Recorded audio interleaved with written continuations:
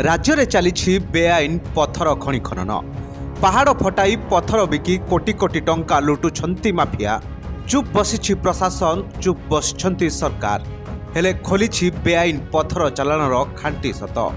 बिना ब्लास्टिंग अनुमति रे हेउछि ब्लास्ट, बिना लीज रे चालुछि कला मुगुनी पत्थर चालाण।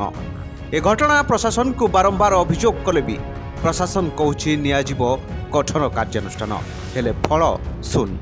आउ एसबुर मास्टर माइंड हेउछंती बाबू परशुराम ओरफ प्रसन्न साहू। ढेंकानाल जिला बदला, गोपालपुर, बलराम प्रसाद, नरहरिपुर, विश्वनाथपुर आदि अनेक अंचल में एभली पहाड़ लुटुछंती बाबू परशुराम।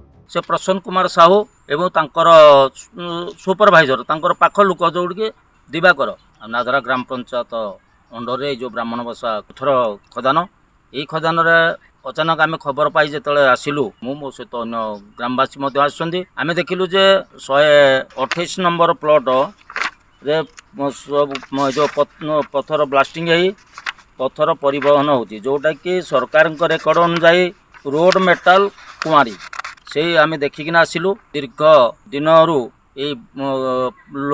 श्रमिक मानकर मृताहत जो प्रशासनिक बंद करथिले एवं प्रशासनिक को न मानी एमाने पत्थर उत्तोलन करुछंती। बर्तमान जो खनि सब चलैछंती 300 फुट गभीर ऊपर से सब खनि अछि, से खनि की सब इलेक्ट्रिक भी संजोग होई, तोरारे इलेक्ट्रिक संजोग होई। ए माने प्रशासन को धरी ए कारबार सब करुछंती। आमे प्रशासन प्राय खनि निगम समस्त की सब कलेक्टर को जाकर आपत्ति करथिलु, केही आम कथा सुनिलेनी।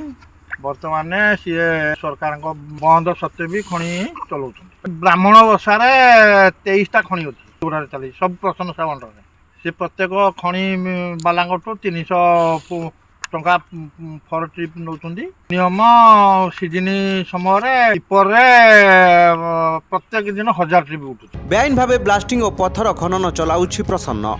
एपटे स्थानीय लोकंक अभियोग गला 20 वर्ष है ए अंचल प्रतिदिन बहु बेआईन पत्थर खादन रे ब्लास्टिंग हेउछि और पत्थर खनन चलिछि, किंतु प्रशासन पक्षरु कौनसी पदक्षेप निया जाउनी किंबा प्रसन्न साहू को घंट घोड़ाई रखिछंती सरकार। जिलार एभली शताधिक बेआईन पत्थर खनि चलिछि। पत्थर बिकी मालमाल हेउछंती माफिया, हेले कौनसी कार्यानुष्ठान नेउनांती सरकार। तेबे देखिबाकू बाकी रहिला ए घटना उपरे सरकार केबे नेउछंती कार्यानुष्ठान। ढेंकानाल ओडापोडारू हेमंत प्रधान को रिपोर्ट, कलिंग टुडे लाइव।